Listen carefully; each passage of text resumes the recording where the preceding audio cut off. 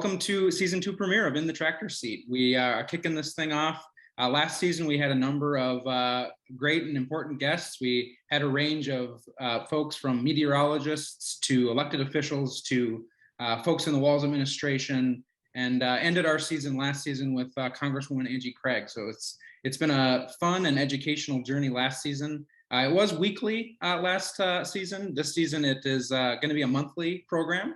And today we've got two esteemed professors here of political science to talk about redistricting and its impact on rural Minnesota and the political landscape moving forward after the recent redistricting. And we'll also talk about the 1st Congressional District race too, given that myself and the two professors here are Southern Minnesotans, and that's the kind of the most influx race right now in the state as things have been shaping up. So we'll be talking about all those things. Reminder to folks that this is a recorded session and will be posted to our YouTube channel too for a bit of a wider viewership. So thanks to those that are here, and we ask that you stay on mute for the time being, and then we'll open it up to Q&A. Questions in the chat, or I know a number of our members have my phone number too. You can text questions. That folks did that last season and it worked all right. So if I look like I'm on my end busily going through various screens, it's because I'm curating questions. So ignore me as the presenters go. But I'll kick it off to Dr. Slocum here. A little background: Dr. Slocum was my professor when I was in college about 8 years ago, a number of my classes. So it's good to be reconnected with him, and I'll turn it over to you. Okay, thank you. Can y'all hear me okay? I can hear you great. Okay, great. So I'm Dr. Fred Slocum. I'm an associate professor of political science at Minnesota State University Mankato, and I teach courses here on a lot of topics, racial and ethnic politics, political psychology, but also political parties, U.S. presidency and Congress, and campaigns and elections. So what redistrict? Let me first talk about redistricting and what is behind the necessity for it. The U.S. Constitution mandates a count of the population, which is called a census, every 10 years. And two processes follow from the results of the census, which is conducted in each year ending in 0. So 1980, 1990, 2000, 2010, 2020, and so on. So the next census will be held in 2030. And following the census, the numbers of U.S. congressional districts or U.S. House districts per state are re-examined in light of population changes, because the reality is that in every census, it is evident that some states are gaining population at faster than the national average population growth, while other states are, in most cases, gaining population, but at slower rates than the national population growth. In rare cases, a state can actually lose population from one census to the next. For example, Michigan actually lost residents between 2000 and 2010. And one state, I think, also lost residents between 2010 and 2020. I'm not sure exactly which one that was. It may have been Mississippi, or I think it was possibly one of the southern states. But West Virginia, no, actually, I think it was West Virginia. West Virginia lost residents.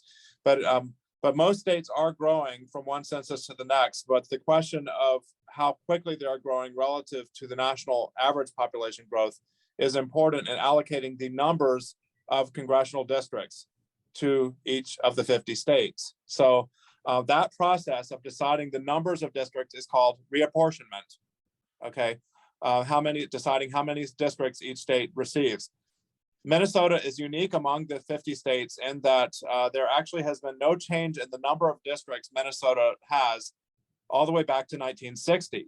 The number of districts Minnesota has had across the decades since 1960 has remained steady at 8 districts, 8 congressional districts or U.S. House districts. This process also takes place at the state level. I'm sorry, let me fast forward a little bit. So the first process is reapportionment, how many districts each state receives at the congressional level, congressional districts. The second process is redrawing the boundaries of those districts. okay?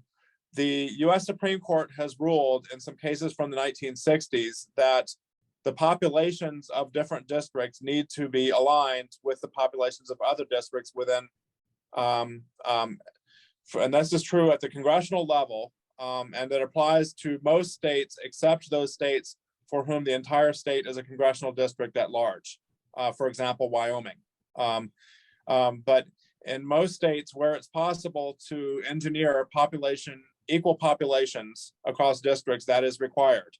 There was a case from the 60s where Tennessee was found to have one rural district with, this is a state legislative district, with 1/20th of the population of an urban district in the Memphis area, but each district had one representative. The Supreme Court said this could not stand, that the rural residents were unfairly overrepresented in the state legislature in terms of how much their vote counts towards composing the state legislature. And so the court and subsequent court decisions held that populations, when and where possible, populations have to be equalized across districts. So that requirement applies across US congressional districts, although it's not possible to always engineer, primarily in states where the entire state is one district at large, like Wyoming or Alaska. But otherwise, districts need to be equalized in population so that people's vote counts the same regardless of where in the country they live in terms of composing, influencing the composition of Congress. The requirement also of equal populations also exists at the state level in terms of state House districts and state Senate districts. And so Minnesota has 134 state House districts, and it has 67 state Senate districts. And the requirement of equal populations also holds there due to federal court rulings. And so when there is differential population growth within a state, districts' boundaries have to be redrawn in order to re-equalize populations from one district to the next. So that requirement holds here in Minnesota. And so the general rule has been that with each redistricting, state legislative districts and state Senate districts that have been growing more slowly than the statewide population growth tend to expand their boundaries. And state legislative and state Senate districts that are growing more quickly than the statewide population growth tend to see their boundaries contract or decrease in size. And again, to equalize populations across those districts. So, and then, political considerations also influence the redrawing of district boundaries, but in general, the process of redrawing district boundaries is called redistricting, and it takes place after reapportionment. So reapportionment determines the number of congressional districts a state has, and it can change from one decade to the next, depending on population growth or decline. And redistricting occurs when the boundaries of districts are adjusted in response to population changes and sometimes political changes, because redistricting is in many states a political process. And so when one party controls that process, then that party can draw districts to its advantage, which is called gerrymandering. And that's a separate topic. Yeah, no, thank you, Dr. Slocum. And you talking about those issues gives me flashbacks to my college days. So that was a nice little blast from the past. We're going to get to Dr. David Sturrock with Southwest Minnesota State University. Dr. Sturrock, you want to introduce yourself and continue on with the presentation? Sure. Thank you very much, Kyle and Janet, for the chance to be here and to share some ideas and perhaps hear some questions from your members. I've been teaching here at Southwest Minnesota State U since 1996. I do a little bit of everything, jack of all trades, but my main regular specialties are American institutions and politics, so state government, local and rural politics. Do a political research methods class every 2 years where the students design and carry out an exit poll on election day, American political thought, and a variety of other things. And I've had the opportunity first just as an interested observer, as a high school then college student, to follow the redistricting process, to learn a lot about it in the 1970s, and then every 10 years since then, including now as an academic. So it's been a hobby of mine, an interest, partly because I'm a huge geography buff, I think, apart from the politics of it. Janet, you've got 2 slides, and if you could tee up, please, the one that shows the state legislative districts. Professor Slocum's given a good context for the process, why we have to do this every 10 years. Minnesota, like most states, the authority to draw these new boundaries to meet the revised population numbers lies with the legislature. The reality in Minnesota has been that we're such nice people all the time, except when we want to disagree. And so here we do disagree. Partisan divisions, either between chambers, House and Senate, or between the legislature and the governor, have meant that the redistricting process has been handled at the final stage by a special court panel every time since at least the 1980s. And they have a certain mandate under state law and rules they've adopted designed to produce as disinterested a process as possible. That is, setting aside who lives where, which incumbent wants to run in what district, which party gets advantage. And I think they've done generally a very effective job of distancing themselves from those political considerations. I believe that was definitely true with the boundaries you see on the screen now. These were just released a month ago now. The special judicial panel came up with 134 House seats, each pairs of each nested into 67 Senate districts. You see the maps, and at first blush, the boundaries look reasonable. You don't see contortions and bizarre shapes. Gerrymandering is inspired by that idea that you completely throw appearance and geography out the window for the sake of partisan advantage or sometimes personal advantage. You don't see that here. And even the potential exceptions help explain the rule. Janet, maybe you can use the cursor a bit. Let's go down to the southwest corner. I live, well, we'll start here. I live there, Lyon County, Marshall, which is now in the 15th district. But the 21st district, in the corner, there's a saying in redistricting, blessed are those who live in the corners. You're at least exposed or at least vulnerable to mayhem. And that was true here. These counties in 21A either lost population or gained minimally, had to gain population, but the court wanted to keep, it appears, wanted to keep the major regional centers sort of on their own. So if you go just slightly to your right, Janet, into here, Worthington, in the eastern half of Nobles County, remains in 21B, different shape and different number, but it still is the core of a district. If you move north just a bit to Lyon County, Marshall area, the new 15A, again, how do you compact? You need a certain number of people. How do you get them together and have you don't want to split cities, you don't want to split counties if you can help it. So let's keep the bigger communities together. Even go northeast a bit, Janet, to 16A and B. 16B, Wilmer area, and enough of Kandiyohi County to make population. And then 16A looks a bit like a horseshoe, but there's no real mischief intended. It's a way to keep Wilmer together and minimize the split in Kandiyohi County. So you can explain most of these little odd jiggles and jaggles in those kinds of technical ways, again, rather than political ways. And that's good. I think our state is better served when the influence of crass political interests is minimized. If you follow the news at all nationally this redistricting season, you've heard about, for example, Illinois. Democrats run the state there, lock, stock, and barrel. Their core has always been Chicago, though lately they've done very well in the suburbs too. The plan for U.S. Congress that they adopted, and Illinois lost a seat. So let's take it out of the Republicans' hide. Easy thing to do to the minority. But then to maximize their influence, they drew a series of long, skinny snakes. If you think about that corner of Illinois in the northeast, Chicago fronts on Lake Michigan, they just drew a bunch of snakes wandering across the city, through the suburbs, out even to some degree to the rural areas to maximize their influence. Now, I'll stop there. There occasionally are saints in this world, but there's no limit to the number of sinners, and redistricting is absolutely the example of that. The Republicans can get on their high horse and wax indignant about things like Illinois, rightly, but then they're not bashful about returning the favor where they've got the votes. Tennessee, for example, the city of Nashville, the capital, now the biggest city in the state, Davidson County has been together as a district probably since the time of Andrew Jackson. local boy made good. This time the Republicans said, well, that's a seat that elects a Democrat naturally. Let's do something about that. So they split Davidson County 3 ways, each designed with a balance between city and country, suburban and countryside, to elect a Republican in all 3 districts.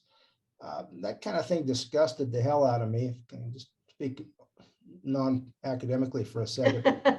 In the 1980s, when the Democrats did it, and then Republicans had the chance to do it in some states, I said, no, that's not right either. So there's a lot of selective indignation among politicians. The truth is, when the temptation is there to maximize your influence, you're going to be sorely pressed not to take it.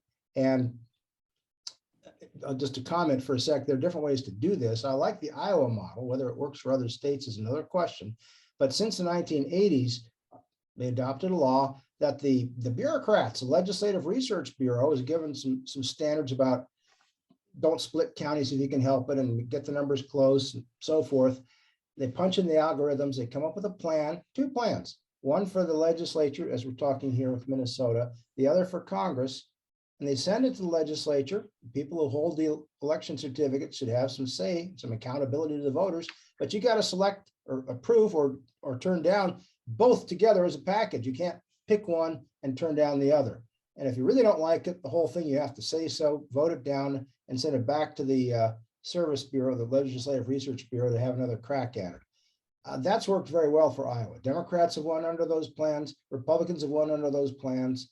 The test of any plan, like here in Minnesota, to come back to what's on your screen, is after these lines were released a month ago, there was isolated minor grumbling from the Democrats and the Republicans, one-day story, and that was it. That tells you got something that broadly passes the smell test in the eyes of neutral, disinterested observers. So you see the map, and I'll just one more point on this before we move on.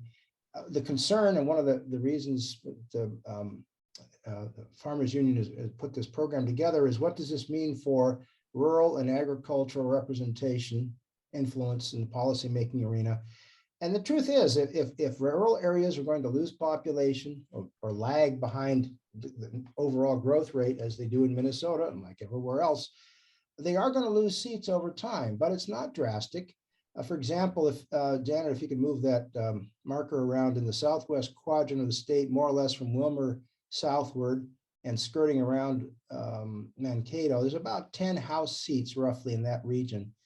There were under the 2012 boundaries, and now there's about 9, give or take fractions. So that's a minor loss, but it's not a catastrophic loss.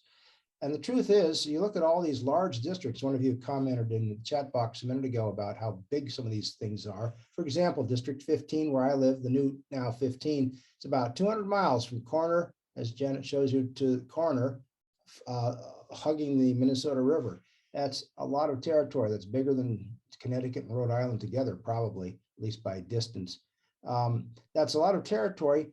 And the further north you go, the bigger those spans become. And just the sheer numbers dictate large areas. District 3 is, should apply for membership in the EU or something. It's just huge in that way.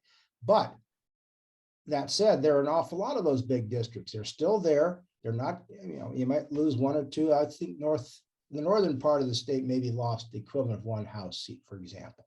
Okay, again, minor losses. You've still got plenty of doors to knock on, plenty of ears of legislators and their aides and other folks who know they have to pay attention to agricultural interests and their concerns. And that isn't going away. Each decade, maybe you have to get a little more resourceful. Pardon me for bringing this up, you may even have to work with your friends in the Farm Bureau Federation a little bit more than you do typically. You overlap on a lot of things, I understand that. The specialty commodity groups, being resourceful and building alliances and coalitions. You've been doing that effectively for a long time, and that continues. That hasn't changed. And Janet, if we could look at the congressional map for just a moment. And this got more attention because it's easier to talk about. There are only 8 pieces instead of 134. The big thought, really the big expectation this last decade, was that Minnesota would lose one of these 8 seats. We were the last, under the formula they use, and I won't bore you with, it has to do with portions of remainders and who rounds up and who gets the last big fragment for the last seat. Minnesota was the last, if I say the last horse in the barn in 2011, when the reapportionment process, actually December of 2010, was conducted. We held on to our 8th seat by 8,000 people or so over North Carolina, and probably chiefly because part of our political culture here, we're very good at doing, very dutiful at doing things like returning our census forms. Number 1 or number 2 in the country, typically each decade. And that probably made the difference in 2010, holding on to that 8th seat. And I know, and others looked at this and said, well, gosh, we continue, the country grows, let's say 7% a decade. We keep growing at 6% a decade. Eventually, you're going to lose a seat. We did in 1962, for instance. So we're due for that. We thought surely it was going to happen this time in 2022. It did not, or 2021 when the numbers finally came out. By the skin of our teeth. Yeah. Yeah, statistically, it's claimed 89 people head count versus New York. What's that tell you? We grew enough, close enough to our pace. The country grew, but at a slower rate. Instead of 7%, it was 6%, something like that, say. And then the tragedy of COVID hitting when it did in March of 2020, and terrible caseloads and death rates in New York City alone surely made the difference for us holding on to our 8th seat for one more decade. And New York State lost 1 seat. Actually, they lost 2 because of that. We held on to this seat. And so stay tuned in 2032 to see where this goes. But the court is signaled, and they followed some established precedents from the past panels, that they wanted to be least disruptive, minimal changes to maintain, to restore the population balance, but otherwise do as little harm as possible. And they succeeded. You're all in the 1st district, many of you are in the 1st district. That grew a bit in the Northeast. Janet, take it up to Goodhue and Wabasha, those, I'm doing this from memory here, transferred from the 2nd to the 1st, I believe. And then there's a joggle here. Rice County, I think maybe was split when it wasn't before. And then over here in Brown County to the west, that was entirely in the 1st, and now part of it's in the 7th. But really, in the big scheme of things, modest changes. It was a competitive district before, it remains one now. And of course, nobody knew that just how terribly ill Congressman Hagedorn was when this was happening, but he has since passed away. Special elections coming, and y'all are in for some fun down there with 20 candidates. I'm over here in the nice, quiet 7th district, and so I can just sort of wave and chuckle from a distance. But you see, the 7th district is the same beast with some jiggles and joggles. The thing that catches the eye, where Janet just moved her cursor, is the decision based on testimony that the court went out and sought. They did field hearings as well as you could submit electronically to gather as many of the tribal lands together as possible. And the tribes apparently sought this on the theory that this would enhance their influence. And I wish them well in that. I know if they asked me, I would have said, wouldn't you rather have the ear of 2 House members? I mean, your numbers are small anyway, that's the reality. But wouldn't you rather have a reason to be knocking on Michelle Fischbach's door in the 7th and Stauber's in the 8th? But this is what the court listened. They took that testimony seriously, and you see how they've widened the 8th over here in the Northwest a bit to accommodate that wish. The 7th is just, otherwise it's a little fatter in the middle, a little skinnier in the top. Otherwise, it's the same beast politically. The empire of Colin Peterson is 30 years and many years as the lead Democrat, including chairman on the Ag Committee. And that formula worked very well for a long time, and it sort of reached its best before date by 2020. So a new era now. We'll see what that means politically. We'll see what it means for groups like yours as well. But otherwise, the changes were minimal, impressively so. And I think, again, I'll say as a final point, the special judicial panel discharged their mission, in my opinion, very ably and honorably. And with that, I'll stop talking and look forward to your questions. Yeah, no, thank you for that presentation. That was extremely helpful, and you kind of good segue into sort of the next conversation, the Congressional Map. As you mentioned, it didn't change too dramatically geographically or quite frankly, very politically. I don't think any of the districts have become, with the exception of the 1st, all that competitive. I think most pundits would say that Michelle Fischbach and Pete Stauber and Angie Craig and Dean Phillips and those folks are all relatively safe in their seat, given the way the map broke down. Geographically, they didn't change too dramatically politically. But the first district in particular has continued to be a swing district that has been obviously was held by a Democrat, Tim Walz, for 12 years. Then he ran for governor and have had 2 competitive elections since. Obviously, Professor Slocum is based in Mankato. I am also, that's my hometown is Mankato. And full disclosure, I was Dan Fian's political director in 2018. So there's some selfish stake in the first district as well for me, having lived here and worked for over a decade in this area politically. So I wanted to pick your brains, both of you, what you see. It's obviously, it's been a close race. In 2018, it was 1,300 votes that separated Congressman Jim Hagedorn and Dan Fian. In 2020, it was about 2 points. I don't know what the actual vote count was, but still fairly close. Obviously, with the passing of Congressman Hagedorn, the race is wide open, and it isn't a competitive seat. It's changed a little bit geographically, and politically, it's trended about, I think it was like 0.9% in the DFL's direction, but still not enough to really tip the scales either way. Still probably considered a fairly red seat. Wondering what your takes are as the race shapes up. I know you mentioned there are 20 candidates in the race. I believe it's like 16 GOP candidates, and the remainder are DFL and marijuana candidates. Obviously, varying degrees of seriousness among those candidates, but just want to pick your brains, and maybe I'll kick it to Dr. Slocum and then bring Dr. Sturrock into the conversation. What you're seeing, what you're expecting, that type of thing.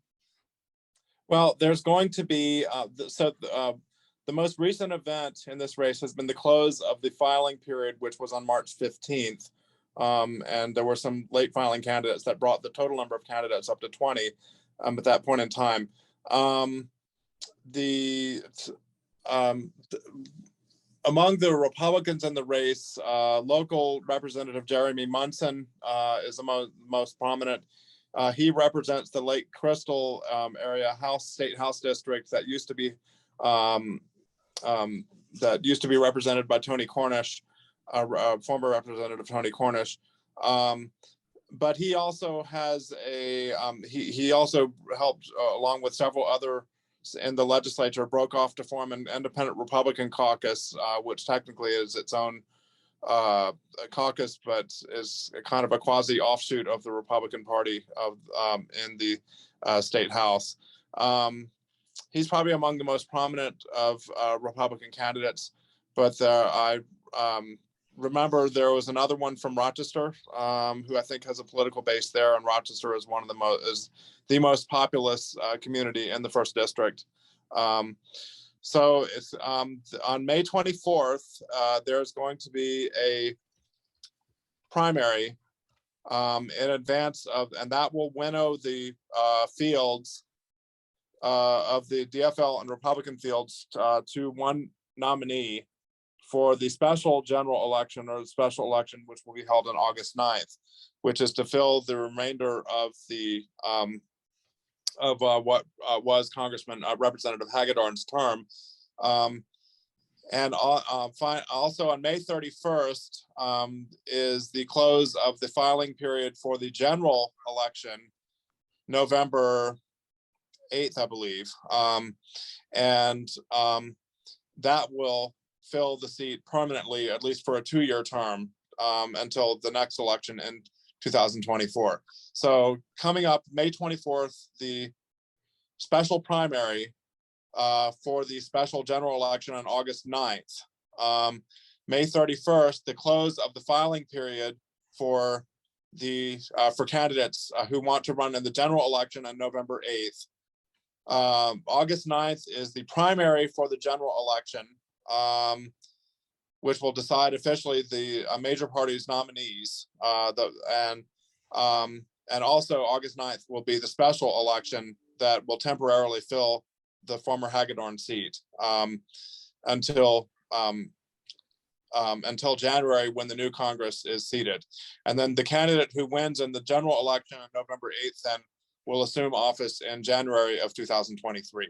But the state law, under state law, Governor Walz called the special election to fill the seat on a temporary basis until January of 2023.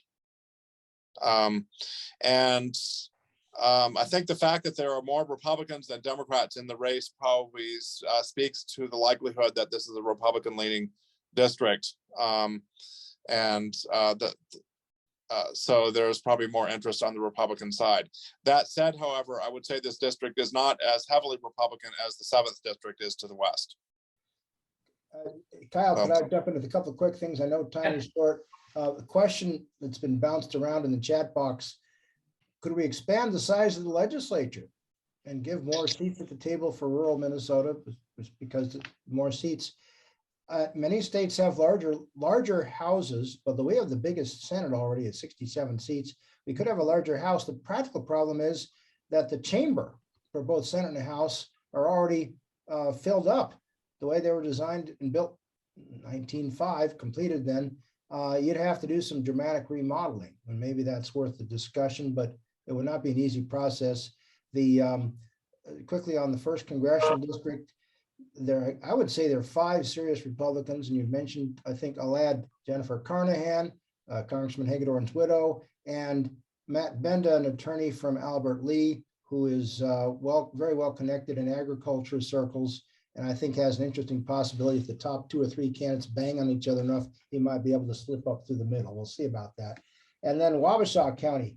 I feel your pain. Our neighbors in Redwood County always get chopped up. You're just at a junction spot between like tectonic plates, and that some counties just naturally are prone to getting shifted back and forth, and that's where the map has put you. So wish you well with that.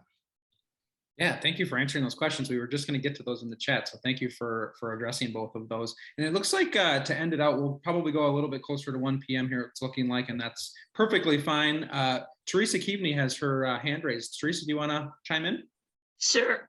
Thank you for holding this. I'm from New Ulm. I am also the chairperson of the DFL Rural Caucus. There are actually 8 DFL candidates, not 10 Republican candidates. So I do want to note that there is robust interest on both sides. The 2 marijuana party candidates are separate party candidates. They may very well draw votes from the DFL candidate. That's been noted to happen in, for example, Angie Craig's race in 2020, but who knows?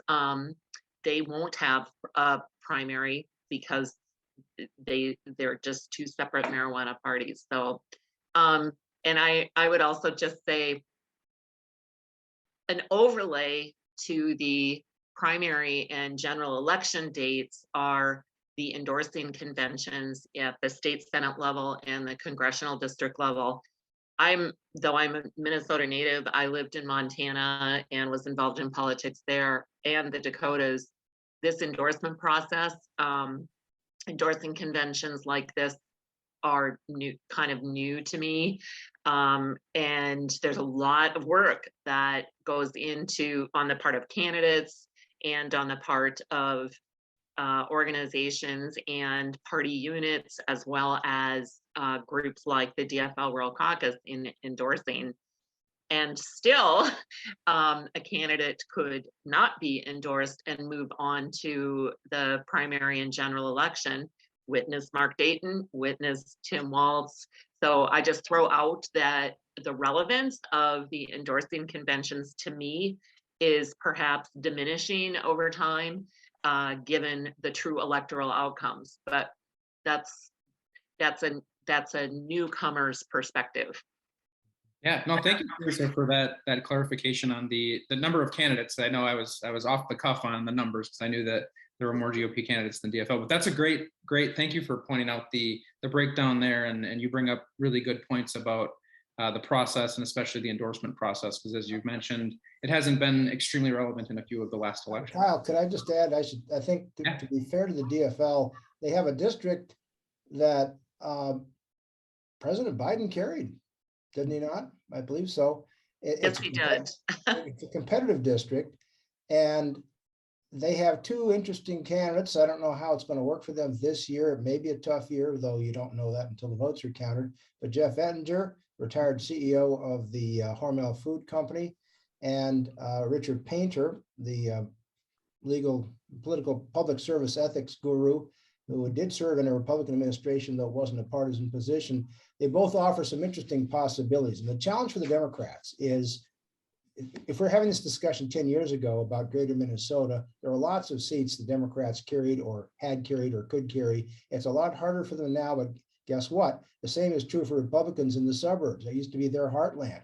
And places like Plymouth, Edina, Maple Grove, and so on, they haven't carried in a long time. Both parties, if I can just say it this way, have done a really good job unwittingly of driving away large chunks of their traditional bases of support. And it just happens that they're geographically spread out.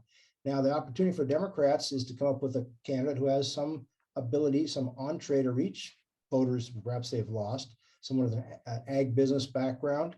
And I know that's not always the most popular feature for a farmers union crowd, but maybe someone like Mr. Ettinger offers an opportunity, a way forward. It'd be interesting to test that. And likewise, interesting to see if the Republicans can keep their head banging to a sufficient level that they don't squander an opportunity. We'll see. Yeah, no, that's a good point. And you bring up the point of presidential elections and how in the first congressional district, President Trump did win the congressional district twice, but by a smaller margin in 2020. Oh, okay. But prior to that, President Obama won the district twice. So it's flipped back and forth pretty consistently. So that's a very, very interesting point, and interesting how they don't necessarily reflect what happens at the congressional level. Certainly those congressional races have been much tighter than the presidential ones have. So yeah, thank you for any final questions. It doesn't look like we have any in the chat. And thank you so much to Dr. Slocum and Dr. Sturrock for being here today and taking their lunch hour to talk to our members about these issues. They're certainly fascinating and certainly have real world implications for our members, not only in rural Minnesota, but statewide. Certainly the breakdown of who represents us both at the legislative level and in DC is certainly relevant. So thank you both for being here today. And we went a little over time, but I think we had a really good and robust discussion. So thank you so much. Okay. Thank you for having us. Thanks. Yep. And we'll see you next month. We're doing this monthly. So thanks, folks.